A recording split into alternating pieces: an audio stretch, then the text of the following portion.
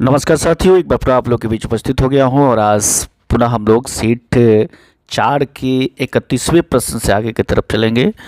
तो आगे बढ़ने से पहले एक बार पुनः आप सभी मित्रों से अनुरोध करूंगा कि जो भी मित्र चैनल पर नए हों कृपया करके चैनल को सब्सक्राइब अवश्य कर लेंगे, लाइक करेंगे, शेयर करेंगे तथा अपना कमेंट्स करना नहीं भूलेंगे। मित्रों, प्रधान शिक्षक की परीक्षा बिल्कुल नज़दीक आ गई है। 28 और 29 जून को परीक्षा प्रस्तावित है और अब निश्चित हो गया है कि ये परीक्षा इसी डेट पे होगी, क्योंकि सक्षमता की परीक्षा जो 26 से लेकर 28 तक होने वाली थी उसे कैंसिल कर दिया गया है। तो अब इसमें बदलाव होने की कोई संभावना नहीं है। 100% ये अब निश्चित हो गया कि अब आपकी परीक्षा इसी डेट को होगी।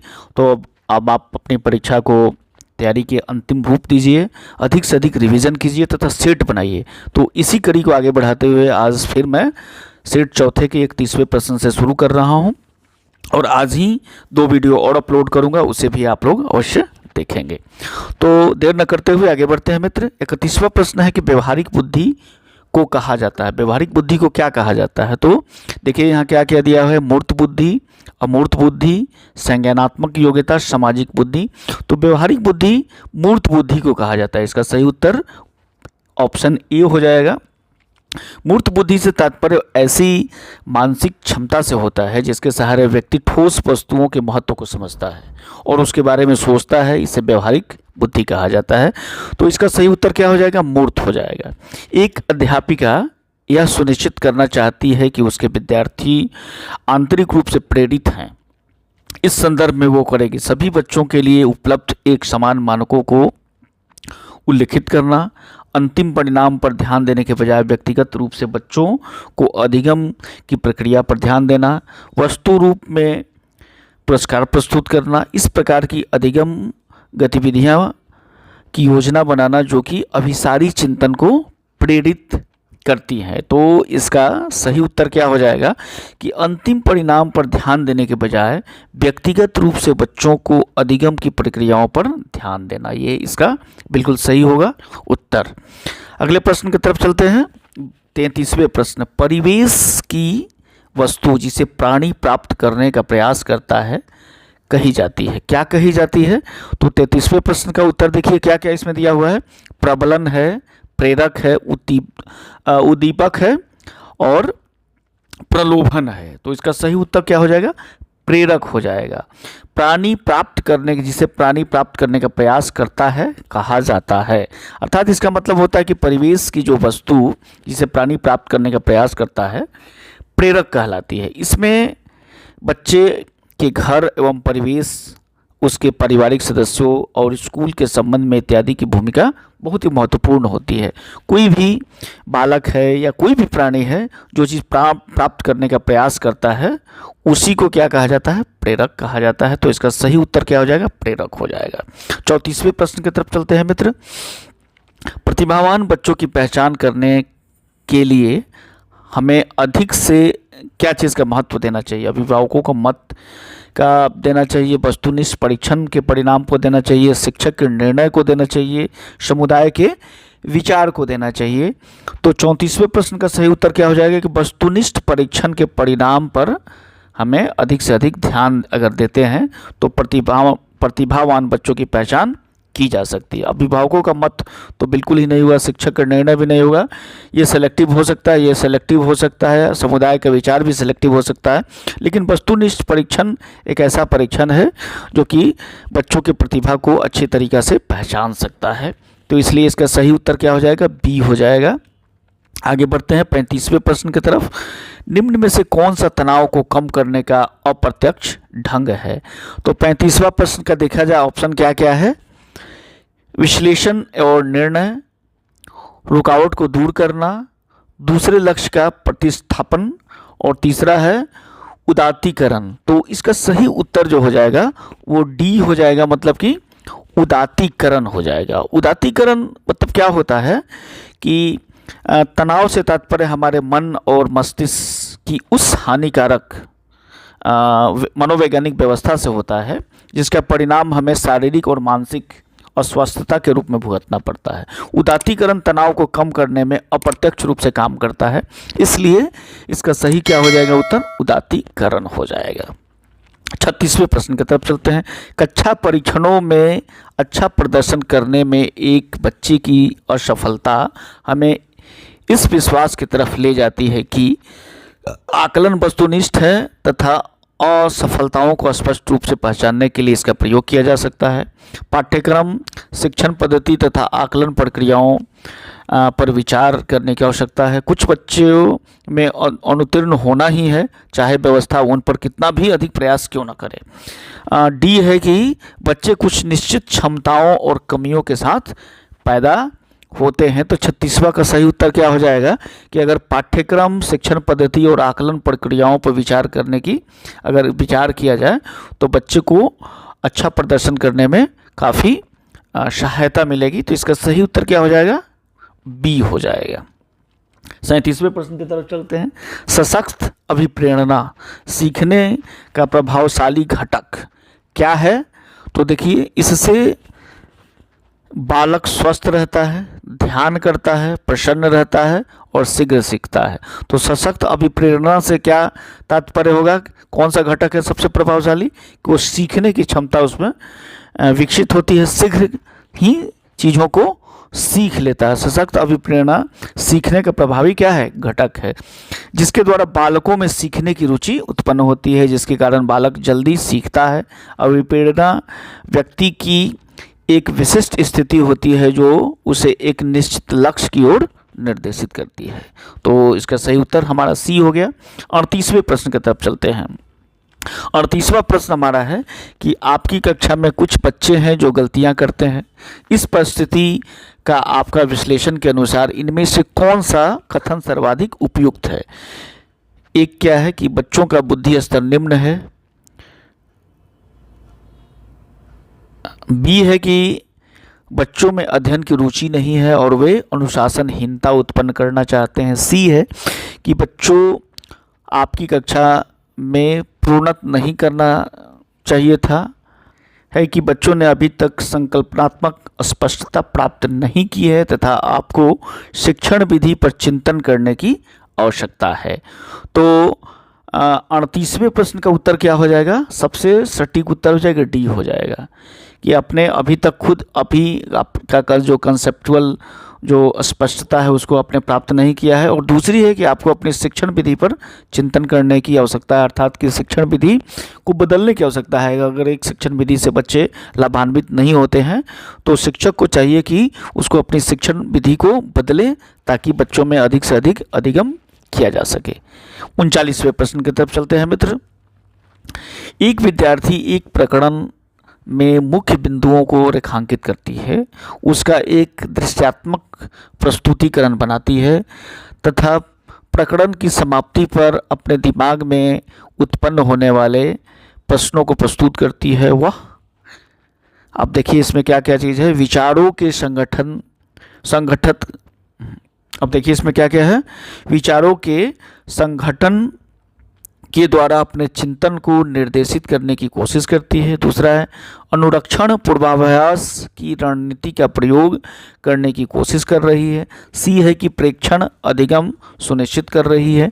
और डी है कि केंद्र बिंदु की विधि का प्रयोग करने की कोशिश कर रही है। तो 39वें का सही जो यहाँ उत्तर क्या हो जाएगा कि विचारों के संगठन तथा अपने चिंतन की निर्देशित करने की कोशिश कर रही है। ये हो जाएगा आपका सही उत्तर। इसलिए कि प्रकरण के मुख्य बिंदुओं को रेखांकित कर उनका दृश्यात्मक प्रस्तुतिकरण बनाकर वह शिक्षार्थी विचारों के संगठन के माध्यम से अपने चिंतन को निर्देशित करने की कोशिश कर रही है। इसलिए इसका सही उत्तर क्या हो जाएगा? ए हो जाएगा। 40वें प्रश्न की तरफ चलते हैं। किस प्रकार से एक अध्यापिका बच्चों को बेहतर समस्या समाधानकर्ता बनाने में सहायता कर सकती है? ऑप्शन देखा जाए क्या क्या दिया है। बच्चों को विविध प्रकार की समस्याओं का समाधान करने के मौके देना तथा उनका हल करते समय सहयोग देना, बच्चों को पाठ्य पुस्तक में समस्या का उत्तर देखने के लिए प्रोत्साहित करना। सी है कि बच्चों के सामने प्रस्तुत सभी समस्याओं के सही समाधान उपलब्ध करना। और डी है कि समस्याओं का समाधान करने के लिए वस्तु रूप में पुरस्कार देना।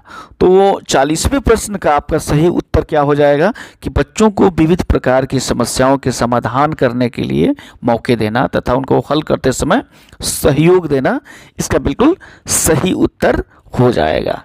41वें प्रश्न की तरफ चलते हैं। उपलब्धि परीक्षण दिए जा सकते हैं, कितने प्रकार से दिए जा सकते हैं?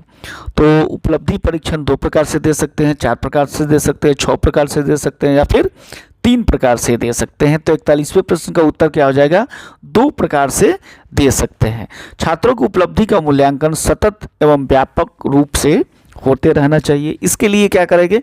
कई विधियों को अपनाया जाता है, लेकिन जो ग्रेडिंग पद्धति है इसका प्रयोग करके इस कार्य को और अधिक बेहतर तरीक़ा से किया जा सकता है। इसलिए इसका सही उत्तर क्या हो जाएगा? ए हो जाएगा 2 प्रकार से। आगे बढ़ते हैं और 42वें प्रश्न की तरफ देखते हैं। बच्चों का मुफ्त एवं अनिवार्य शिक्षा का अधिकार 2009 देश में कब से लागू हुआ? तो कब से लागू हुआ? 2009 बना तो 2009 में है, लेकिन लागू हुआ है ये 1 अप्रैल 2010 को, अर्थात कि 42वें प्रश्न का उत्तर क्या हो जाएगा? बी 1 अप्रैल 2010, इसको याद रखेंगे। शिक्षा का अधिकार अधिनियम हमेशा 2009 लिखा रहता है, अर्थात 2009 का यह कानून है और इसे लागू किया गया है 10 में। ये कन्फ्यूजन नहीं होना चाहिए, इसे आप लोग बिल्कुल अच्छे से याद रखना होगा इसे। एनसीएफ 2005 में कला शिक्षा को विद्यालय में जोड़ने का उद्देश्य है। तो क्या इसका उद्देश्य है? सांस्कृतिक विरासत की प्रशंसा करना, छात्रों के व्यक्तित्व और मानसिक स्वास्थ्य को विकसित करना, या फिर सिर्फ ए सही है या फिर डी में ए और बी दोनों सही है। तो 43वें प्रश्न का उत्तर क्या हो जाएगा कि सांस्कृतिक विरासत की प्रशंसा करना तो है ही, और छात्रों के व्यक्तित्व और मानसिक स्वास्थ्य को विकसित करना ये भी है, अर्थात कि इसका उत्तर क्या हो जाएगा? डी हो जाएगा कि ए और बी दोनों सही है। आगे बढ़ते हैं 44वें प्रश्न की तरफ। जब बालक परीक्षा की 44वें प्रश्न की तरफ चलते हैं। जब बालक परीक्षा द्वारा मापी गई योग्यता के सही मूल्यांकन में स्थायित्व होता है, तब उस परीक्षा को कहते हैं, क्या कहते हैं? वैधता कहते हैं, विश्वसनीयता कहते हैं, वस्तुनिष्ठता, या इनमें से कोई नहीं। तो 44वें का सही उत्तर क्या हो जाएगा? विश्वसनीयता। किसी परीक्षण की विश्वसनीयता का अर्थ एक ही होता है कि एक ही समूह के व्यक्तियों द्वारा विभिन्न अवसरों पर या समतुल्य पदों एक दूसरे परीक्षण पर प्राप्त अंकों से संगति से है। अर्थात बालक जब परीक्षा द्वारा मापी गई योग्यता के सही मूल्यांकन का स्थायित्व होता है, तब उस परीक्षा में विश्वसनीय परीक्षा कहा जाता है। तो इस प्रकार इसका सही उत्तर क्या हो जाएगा? बी हो जाएगा आपका। में मापन की भूमिका सब सीखी हुई कुशलताओं के निष्पादन का एक संपूर्ण अवलोकन देती है। कौन से? निर्णयात्मक मूल्यांकन, योगात्मक, निदानात्मक, या इनमें से कोई नहीं। तो 45वें प्रश्न का उत्तर क्या हो जाएगा? योगात्मक मूल्यांकन। योगात्मक मूल्यांकन एक ऐसी विधि है जिसमें मापन की भूमिका सबसे पहले सीखी हुई कुशलताओं में निष्पादन का एक संपूर्ण अवलोकन देती है, अर्थात इसका सही उत्तर क्या हो जाएगा? योगात्मक मूल्यांकन। आगे बढ़ते हैं मित्र। 40वें प्रश्न। मनुष्य जीवन का आरंभ मूलतः घटित है। क्या चीज़ से घटित है? तो इसका देखिए क्या क्या दिया है? 2 कोश, केवल 1 कोश, कई कोश, या इनमें से कोई नहीं। तो इसका उत्तर क्या हो जाएगा? केवल 1 कोश। उद्दीपक 2 कोश 2 प्रकार के होते हैं। एक क्या होता है? पितृ उत्पादक कोश, और दूसरा होता है मातृ उत्पादक कोश। तो पितृ उत्पादक कोश जो है उसको शुक्रकण मतलब स्पर्म कहते हैं, जबकि मातृ उत्पादक कोश को क्या कहते हैं? अंड या ओवल कहते हैं। ओवल कहते हैं। अंड और शुक्र कण मिल करके एक संयुक्त कोश युक्ता जाइगोट का निर्माण करते हैं। उस युक्ता का विभेदीकरण और गुणीकरण से ही संपूर्ण मानव शरीर का निर्माण होता है, कि अर्थात कि दोनों मिलकर के क्या होता है? एक कोश का निर्माण करते हैं। तो इसका सही उत्तर क्या हो जाएगा? बी, अर्थात 1 कोश। 47वें प्रश्न की तरफ चलते हैं। शैशवावस्था की विशेषता नहीं है। शारीरिक विकास की तीव्रता, दूसरों पर निर्भरता, नैतिकता का होना और मानसिक विकास में तीव्रता, तो इसको तो आसानी से आप बता सकते हैं कि शैशवावस्था में क्या नहीं होगी, नैतिकता नहीं होगी। 48वें प्रश्न की तरफ चलते हैं मित्र। गामक विकास से हमारा तात्पर्य पेशियों के विकास से है, पैरों के उचित उपयोग तथा से है। कौन कौन सा है? तो मस्तिष्क और आत्मा, अधिगम और शिक्षा, प्रशिक्षण और अधिगम, शक्ति और गति। तो 48वें का आपका उत्तर क्या हो जाएगा? शक्ति और गति। क्यों? इंद्रिय जनित गामक अवस्था मानसिक विकास का वह चरण है जो कि जन्म से लेकर लगभग 2 वर्ष की अवधि तक पूरा होता है, जिसका संबंध पेशियों के विकास, पैरों के उचित उपयोग और शक्ति की गति से होता है। इसलिए इसका सही उत्तर क्या हो जाएगा? शक्ति और गति। 20वीं शताब्दी का बालक की शताब्दी कहा जाता है, यह परिभाषा किसने दी है? तो 49वें प्रश्न का उत्तर देखिए, इसमें क्या कह दिया? मुर्रे दिया है, एडलर दिया है, क्रो एंड क्रो दिया है, जेबी वाटसन दिया है। तो 49वें प्रश्न का सही उत्तर क्या हो जाएगा? क्रो एंड क्रो के दिया हुआ या एक मनोवैज्ञानिक थे जिन्होंने इस तरह की परिभाषा को दिया था कि 20वीं शताब्दी को बालक की शताब्दी कहा जाता है। 50वें प्रश्न की तरफ चलते हैं मित्र। निम्न कथन में से आप किससे सहमत है? अधिगम पूर्ण रूप से बाह्य उद्दीपन के द्वारा नियोजित होता है। अधिगम तब तक घटित नहीं हो सकता है जब तक कि इसका अंकों के रूप में बाह्य रूप से आकलन न किया जाता हो। अधिगम केवल तभी होता है यदि वह व्यवहार में सुस्पष्ट होता है या फिर अधिगम एक सामाजिक सांस्कृतिक परिवेश में घटित होता है। तो 50वें प्रश्न का यहाँ उत्तर क्या हो जाएगा कि अधिगम एक सामाजिक सांस्कृतिक परिवेश में घटित होता है।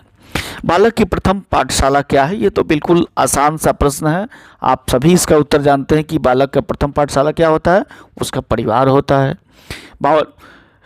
52वें प्रश्न की तरफ चलते हैं। बच्चों को अधिगम गतिविधियों में भागीदारी करने के लगातार पुरस्कार देना और दंड का प्रयोग करने का प्रभाव पड़ता है। बाहरी प्रेरणा कम होती है, आंतरिक प्रेरणा बढ़ती है, या बच्चों में को प्रदर्शन आधारित लक्ष्यों के बजाय निपुणता पर ध्यान देने के लिए प्रोत्साहित करेगा, या अधिगम बच्चों में स्वाभाविक अभिरुचि और जिज्ञासा को कम होती है। तो 52वें का सही उत्तर क्या हो जाएगा? डी हो जाएगा कि अधिगम में बच्चों की स्वाभाविक अभिरुचि और जिज्ञासा कम होती है।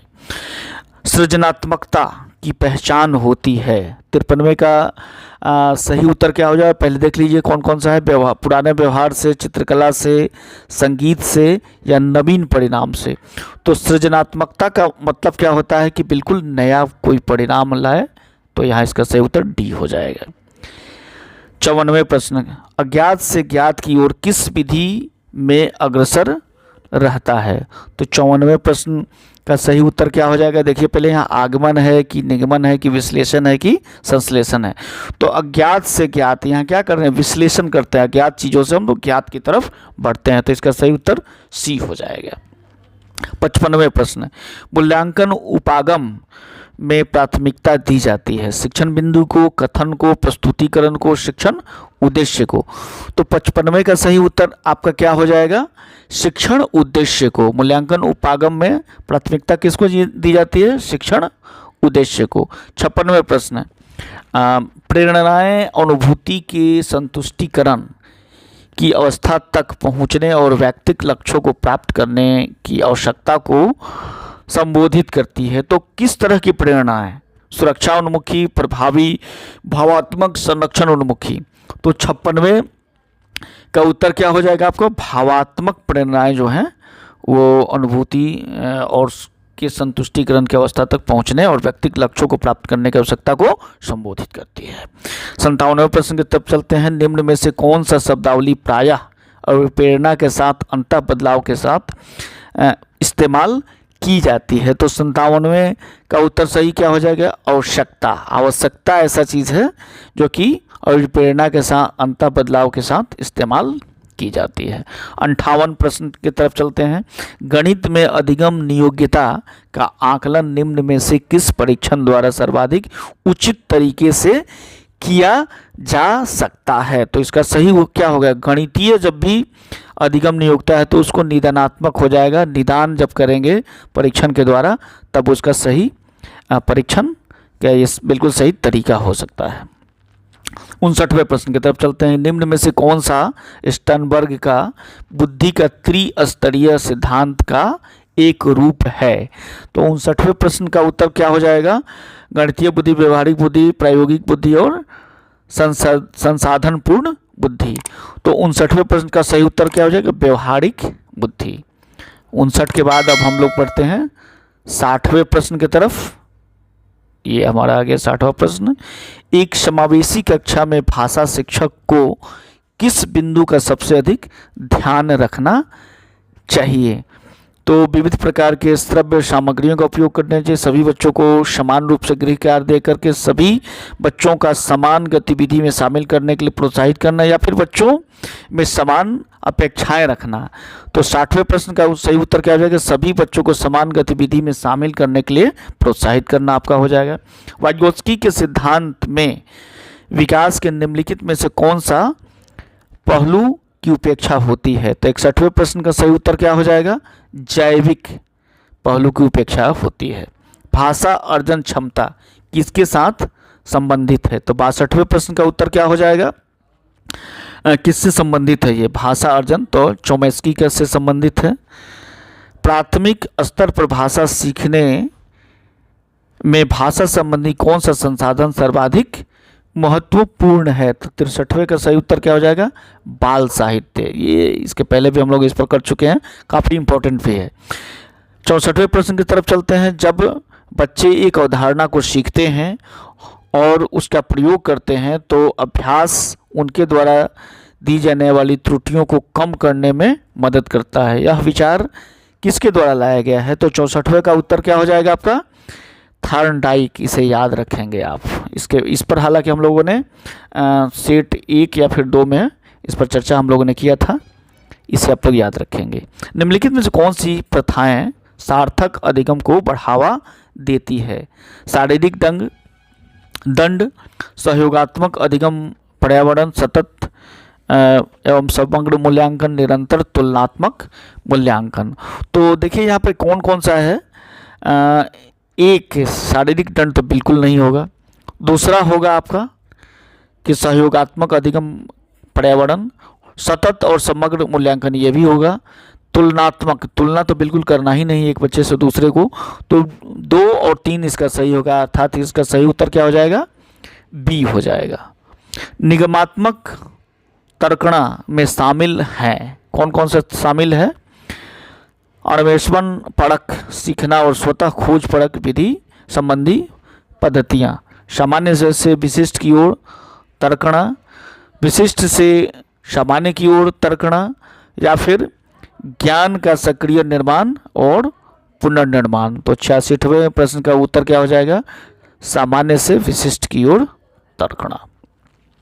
67वें प्रश्न की तरफ चलते हैं। बहुभाषिकता हमारी पहचान भी है और हमारी क्या क्या चीज़ है, 2 यहाँ भरने का है, का अभिन्न अंग भी है।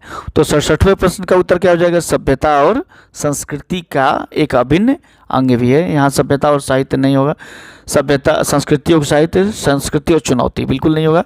तो सभ्यता और संस्कृति का एक अभिन्न अंग भी है।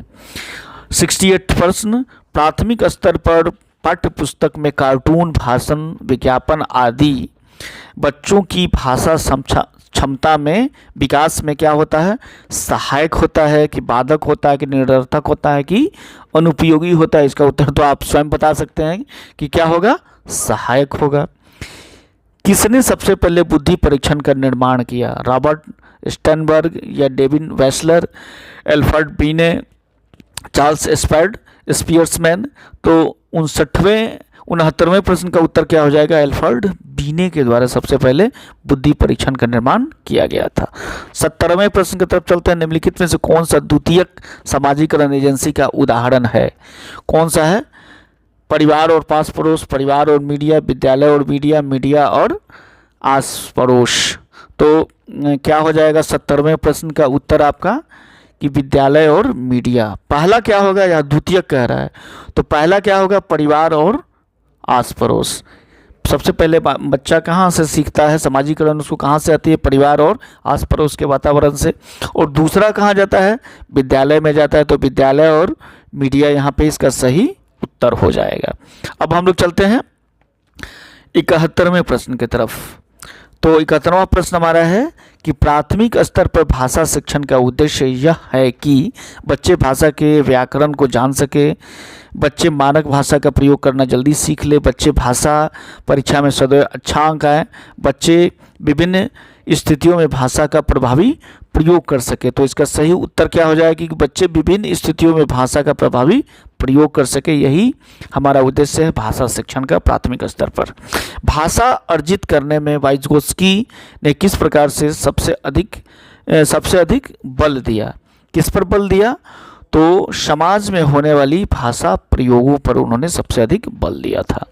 73वें प्रश्न की तरफ चलते हैं। शब्दों में अक्षरों के क्रम को पढ़ने में कठिनाई का अनुभव करना और अक्षर चाक्षुष स्मृति का ह्रास संबंधित किससे है, डिस्लेक्सिया से है। इसको हम लोगों ने तो कई बार पढ़ चुके हैं, इस पर एक अलग से वीडियो भी है, आप लोग इसे जा करके देख सकते हैं, समझ सकते हैं, सीख सकते हैं कि पढ़ने संबंधी जो कठिनाई होती है उसको डिस्लेक्सिया कहा जाता है। उसी तरह डिस्ग्राफिया का मतलब होता है कि लिखने संबंधी अक्षमता, डिस्कैलकुलिया का मतलब होता है कि गणितीय संक्रियाओं में करने संबंधी जो अक्षमता होती है उसे डिस्कैलकुलिया कहा जाता है। इसे भी आप लोग याद रखेंगे। 74वें प्रश्न की तरफ चलते हैं मित्र कि किसी भी विषय को सीखने का मतलब उसकी को सीखना और सीखना उसकी को सीखना है। अर्थात कि यहाँ पे दोनों जगह हमें को भरना है, अवधारणाओं को सीखना और उसकी विषय वस्तु को सीखना, या फिर विषय वस्तु को सीखना और उसकी उपयोगी को सीखना।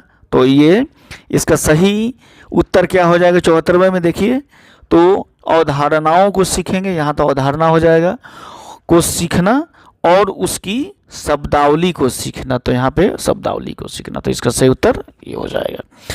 निम्न में से कौन सा समाजीकरण की निष्क्रिय एजेंसी है, सार्वजनिक पुस्तकालय, स्वास्थ्य क्लब, परिवार और इको क्लब। तो इसका सही उत्तर क्या हो जाएगा, सार्वजनिक पुस्तकालय समाजीकरण की निष्क्रिय एजेंसी है। समाजीकरण वह प्रक्रिया जिसके माध्यम से मनुष्य के विभिन्न व्यवहार, रीति रिवाज, गतिविधियां आदि सीखता है। जैविक अस्तित्व में सामाजिक अस्तित्व में मनुष्य का रूपांतरण भी सामाजिक माध्यम से ही होता है। तो निष्क्रिय एजेंसी के रूप में यहाँ हो जाएगा। देखा कि 31 से लेकर के 75 प्रश्नों का हम लोगों ने पूर्ण विश्लेषण के साथ इसके उत्तर को समझा, जाना। आगे चैनल पे आप लोग बने रहें। फिर से एक नए सेट नंबर 5 आज उसे भी मैं रिलीज़ कर रहा हूं। अधिक से अधिक अभी आपको सेट देखने की आवश्यकता है क्योंकि आपकी परीक्षा बिल्कुल नज़दीक आ गई है। तो मेरी शुभकामनाएं आपके साथ हैं। आप लोग चैनल पे बने रहें। बहुत बहुत धन्यवाद मित्र।